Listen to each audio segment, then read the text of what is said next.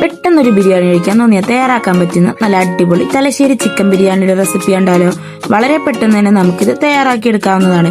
അപ്പൊ എങ്ങനെയാ പരിപാടി തുടങ്ങിയാലോ? അതിന് വേണ്ടിയിട്ട് ഞാനിവിടെ ചിക്കൻ നന്നായിട്ട് കഴുകി വൃത്തിയാക്കി വെച്ചിട്ടുണ്ട്. ഇനി അടുത്തത് ഒരു ബിരിയാണി പോട്ട് ഇതുപോലെ അടുപ്പിലോട്ട് വെച്ചിട്ട് അതിലോട്ട് ആവശ്യത്തിന് വെളിച്ചെണ്ണയും അതുപോലെ തന്നെ കുറച്ച് നെയ്യും ഒഴിച്ചു കൊടുക്കണം. ഇത് നന്നായിട്ട് ചൂടായിട്ട് വരുമ്പോൾ ഇതിലോട്ട് ഒരു 5 ചെറിയ സവാള കനം കുറച്ച് അരിഞ്ഞത് ഇതിലോട്ട് നമ്മൾ ഇട്ട് കൊടുക്കുന്നുണ്ട്. എല്ലാ സവാള ഇതുപോലെ ഇട്ട് കൊടുത്തതിന് ശേഷം നമ്മളിത് നന്നായിട്ടൊന്ന് ഇളക്കി കൊടുക്കണം. കളർ ഒന്ന് മാറി വരുമ്പോഴേക്കും നമ്മൾ ഇതിലോട്ട് ചതച്ച് വെച്ചിട്ടുള്ള ഇഞ്ചിയും പച്ചമുളകും അതുപോലെ തന്നെ വെളുത്തുള്ളിയും കൂടി ചേർത്ത് കൊടുക്കുന്നുണ്ട്. ഞാനിവിടെ ഒരു 7 പച്ചമുളകും അതുപോലെ തന്നെ 2 ഫുള്ള് വെളുത്തുള്ളിയും അതുപോലെ തന്നെ ഒരു വലിയ കഷ്ണം ഇഞ്ചിയും കൂടിയാണ് എടുത്തിട്ടുള്ളത്. ഇതെല്ലാം നന്നായിട്ട് ഇതിലോട്ടിട്ട് നമ്മൾ ഇളക്കി കൊടുത്ത് ആ പച്ചമണം മാറുന്നവരെ നമ്മളൊന്ന് ഇളക്കി കൊടുക്കണം. നന്നായിട്ട് വഴന്നു വരുമ്പോൾ ഇതിലോട്ട് നമ്മൾ 2 ചെറിയ തക്കാളി ഇതുപോലെ നീളത്തിൽ അരിഞ്ഞതും കൂടി നമ്മൾ ഇതിലോട്ട് ഇട്ട് കൊടുക്കുന്നുണ്ട്. ഇതെല്ലാം കൂടി നമ്മൾ നന്നായിട്ടൊന്ന് ഇളക്കി കൊടുത്ത് നന്നായിട്ടൊന്ന് വഴറ്റിയെടുക്കണം. പെട്ടെന്ന് വഴന്നു വരാൻ വേണ്ടിയിട്ട് നമ്മൾ ഇതൊന്ന് അടച്ചു കൊടുക്കുന്നുണ്ട്.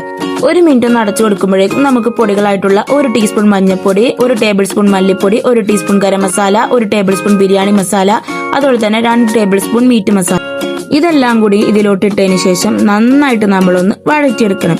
ഈ ഒരു പൊടികളുടെ എല്ലാം പച്ചമണം മാറുന്നവരെ നമ്മളെല്ലാം ഒന്ന് നന്നായിട്ടൊന്ന് ഇളക്കി കൊടുത്ത് നന്നായിട്ട് വഴറ്റിയെടുക്കണം. ഇനി നമ്മൾ ഇതിലോട്ട് നമുക്ക് കഴുകി വൃത്തിയാക്കി വെച്ചിട്ടുള്ള ചിക്കനും കൂടി ഇട്ട് കൊടുക്കുന്നുണ്ട്. ചിക്കനും കൂടി ഇട്ട് കൊടുത്തതിന് ശേഷം എല്ലാം കൂടി നന്നായിട്ട് ചിക്കനിലോട്ട് ഈ മസാല നന്നായിട്ട് പിടിക്കുന്നവരെ നമ്മളൊന്ന് ഇളക്കിയെടുക്കും. ഇപ്പോൾ നമ്മളെല്ലാം നന്നായിട്ട് ഇതുപോലെ ഇളക്കി എടുത്തിട്ടുണ്ട്. ഇനി നമ്മൾ ഇതിലോട്ട് കുറച്ച് മല്ലിയില അതുപോലെ തന്നെ പുതിനയില ചെറുതായിട്ട് അരിഞ്ഞത് കൂടി നമ്മൾ ഇതിലോട്ട് ഇട്ട് കൊടുക്കുന്നുണ്ട്. ഈ സമയത്ത് നമ്മൾ ആവശ്യത്തിനുള്ള ഉപ്പും കൂടി ചേർത്ത് കൊടുക്കണം കേട്ടോ. അതിനുശേഷം നമ്മൾ തൈരാണ് ചേർക്കുന്നത്. 4 ടേബിൾ സ്പൂൺ തൈരാണ് ചേർത്ത് കൊടുക്കുന്നത്. തൈരും കൂടി ഒഴിച്ചു കൊടുത്തതിന് ശേഷം വീണ്ടും നമ്മൾ നന്നായിട്ടൊന്ന് ഇളക്കി കൊടുക്കണം. എല്ലാം കൂടി നന്നായിട്ടൊന്ന് ഇതുപോലെ ഇളക്കി എല്ലാം കൂടി ഒന്ന് മിക്സ് ആയതിനു ശേഷം കുറച്ച് സവാള നമ്മൾ കനം കുറച്ച് അരിഞ്ഞ് നന്നായിട്ടൊന്ന് പൊരിച്ചെടുക്കണം. അപ്പൊ ആ പൊരിച്ചു വെച്ച സവാളയെന്ന് കുറച്ചെടുത്ത് നമ്മൾ ഇതുപോലെ അതിന്റെ മുകളിലോട്ട് നമ്മൾ ഇട്ട് കൊടുക്കുന്നുണ്ട്.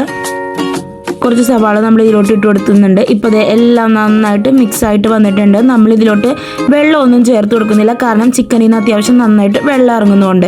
ഇനി നമുക്ക് ഇത് അടുത്ത പരിപാടി എന്താണെന്ന് വെച്ച് കഴിഞ്ഞാൽ നമുക്കിതൊന്നും കൂടി എല്ലാം കൂടി ഒന്ന് ഇളക്കി കൊടുത്തതിന് ശേഷം അടച്ചു വെച്ചത് വേവുന്നവരെ നമുക്ക് വെയിറ്റ് ചെയ്യാം. ഇനി നമുക്കിത് വേവുന്ന സമയം കൊണ്ട് ചോറുള്ള പരിപാടി വെക്കാം. അതിന് വേണ്ടിയിട്ട് ഇതുപോലെ കുറച്ച് സവാള അതുപോലെ തന്നെ അണ്ടിപ്പരിപ്പ്, മുന്തിരി, വേപ്പില ഇതെല്ലാം നമ്മൾ പൊരിച്ച് കോരിയിട്ടുണ്ട്. ഇനി ഇത് നമ്മൾ കൈമ റൈസ് ആണ് എടുത്തിട്ടുള്ളത്. 1 കിലോ അരി ഇതുപോലെ കഴുകി വൃത്തിയാക്കി വെച്ചിട്ടുണ്ട്. അടുത്തതായിട്ട് നമുക്ക് ഇതിലോട്ട് ചേർക്കാൻ വേണ്ടിയുള്ള സ്പൈസസ് ആണ്. ഇത്ര സാധനങ്ങളാണ് നമ്മൾ ചേർത്ത് കൊടുക്കുന്നത്. ഒരു പാത്രം ഇതുപോലെ അടുപ്പിലോട്ട് വെച്ച് കുറച്ച് നെയ്യ് ഒഴിച്ചിട്ട് ഈ സ്പൈസസ് എല്ലാം നമ്മൾ ഇതിലോട്ട് ഇട്ട് കൊടുക്കുന്നുണ്ട്. ഇതിന്റെ കൂടെ തന്നെ ഒരു കുറച്ച് സവാളയും കൂടി നമ്മൾ ഇതിലോട്ടിട്ട് വഴറ്റിയതിന് ശേഷം ആട്ടോ നമ്മൾ ഈ അരി ഇട്ട് കൊടുക്കുന്നത്. ഈ അരി കൂടി നമ്മൾ കഴുകി വൃത്തിയാക്കിയിട്ടുള്ള അരി നമ്മൾ ഇതിലോട്ട് ഇട്ട് കൊടുത്തതിന് ശേഷം നമ്മളൊന്ന് നന്നായിട്ടൊന്ന് ഇളക്കി കൊടുക്കണം. എല്ലാം കൂടി ഇതുപോലെ നന്നായിട്ടൊന്ന് ഇളക്കി കൊടുത്തതിന് ശേഷം നമ്മൾ ഇനി ഇതിലോട്ട് വെള്ളം ഒഴിച്ചു കൊടുക്കണം. ഇവിടെ ഞാൻ എടുത്തിട്ടുള്ളത് 1 കപ്പ് അരിക്ക് 2 കപ്പ് വെള്ളം എന്നുള്ള അളവിലാണ്. അപ്പൊ നമ്മളിതേ വെള്ളം നന്നായിട്ട് തിളപ്പിക്കാൻ വെച്ചിട്ടുണ്ട്. അപ്പൊ വെള്ളം നന്നായിട്ട് തിളച്ചതിന് ശേഷം ഈ വെള്ളം നമ്മൾ ഇതിലോട്ട് ഒഴിച്ചു കൊടുക്കണം. ഇതിനുശേഷം നമ്മളൊരു പകുതി നാരങ്ങയും കൂടി ഇതിലോട്ട് പിഴിഞ്ഞു കൊടുക്കുന്നുണ്ട്.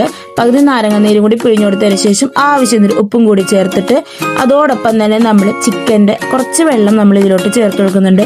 ആ ഒരു മസാലയുടെ ഫ്ലേവർ ഇട്ടാൻ വേണ്ടിയിട്ട് 2 ടീസ്പൂൺ അതിലോട്ട് ചേർത്ത് കൊടുത്തിട്ട് അടച്ചു വെച്ചിട്ട് വേവിക്കണം. ഇപ്പൊ നമ്മുടെ ചിക്കൻ നന്നായിട്ട് വെന്ത് വന്നിട്ടുണ്ട്. ചോറും നന്നായിട്ട് വെന്ത് വന്നിട്ടുണ്ട്.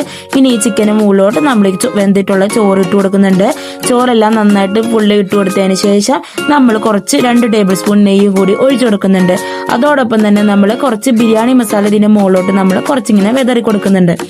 ബിരിയാണി മസാല എല്ലാം ഇതുപോലെ വെതറി കൊടുത്തതിന് ശേഷം നമ്മൾ കുറച്ച് ഫ്ലേവറിന് വേണ്ടിയിട്ട് പൈനാപ്പിൾ എസൻസും കൂടി ചേർത്ത് കൊടുക്കുന്നുണ്ട്. പൈനാപ്പിൾ എസൻസും കൂടി ചേർത്ത് കൊടുത്തതിന് ശേഷം നമ്മൾ നേരത്തെ പൊരിച്ചു വെച്ചിട്ടുള്ള നമ്മുടെ അണ്ടിപ്പരിപ്പ്, മുന്തിരി, അതുപോലെ തന്നെ വേപ്പില, സവാള ഇതെല്ലാം കൂടി നമ്മൾ ഇതിന്റെ മുകളിലോട്ട് ഗാർണിഷ് ചെയ്യാൻ വേണ്ടിയിട്ട് നമ്മളെല്ലാം കൂടി ഇട്ട് കൊടുക്കുന്നുണ്ട്. ഇപ്പോൾ മല്ലിയിലയും പുതിനയിലും ഒക്കെ വേണമെന്നുണ്ടെങ്കിൽ നിങ്ങൾക്ക് ആവശ്യത്തിന് ചെറുതായിട്ട് അരിഞ്ഞ സമയത്ത് ചേർത്ത് കൊടുക്കാവുന്നതാണ്. ഇത്രയും ഇട്ട് കൊടുത്തതിന് ശേഷം നമ്മൾ അടച്ചു വെച്ചിട്ടൊന്ന് വേവിച്ചെടുക്കാം. 10 മിനിറ്റിന് ശേഷം നമ്മൾ തുറന്നു കഴിഞ്ഞാൽ നമ്മുടെ സ്വാദിഷ്ടമായിട്ടുള്ള തലശ്ശേരി ചിക്കൻ ബിരിയാണി ഇവിടെ റെഡി ആയിട്ടുണ്ട്. വളരെ എളുപ്പം തന്നെ നമുക്ക് ഇത് തയ്യാറാക്കി എടുക്കാൻ പറ്റുന്ന കേട്ടോ. അപ്പൊ എല്ലാവരും ഒന്ന് ട്രൈ ചെയ്യണേ. ഇപ്പൊ ബിരിയാണി നമ്മുടെ എല്ലാം നന്നായിട്ട് വെന്ത് വന്നിട്ടുണ്ട്. മസാല എല്ലാം നന്നായിട്ട് റെഡിയായി വന്നിട്ടുണ്ട്. ഇനി നമുക്കിത് സെർവ് ചെയ്താലോ. അപ്പൊ അടിപൊളി ചിക്കൻ ബിരിയാണി വളരെ പെട്ടെന്ന് നമുക്ക് തയ്യാറാക്കി എടുക്കാം. അപ്പൊ എല്ലാവരും ഇതൊന്ന് ട്രൈ ചെയ്ത് നോക്കാം. ട്രൈ ചെയ്തിട്ട് കമന്റും ഫീഡ്ബാക്കും അറിയിക്കാൻ മറക്കരുത്. അപ്പൊ മറ്റൊരു വീഡിയോ നമുക്ക് വീണ്ടും കാണാം. അപ്പൊ എല്ലാവരും ചാനൽ ഒന്ന് ലൈക്ക് ചെയ്യുക, ഷെയർ ചെയ്യുക, സബ്സ്ക്രൈബ് ചെയ്യുക. താങ്ക്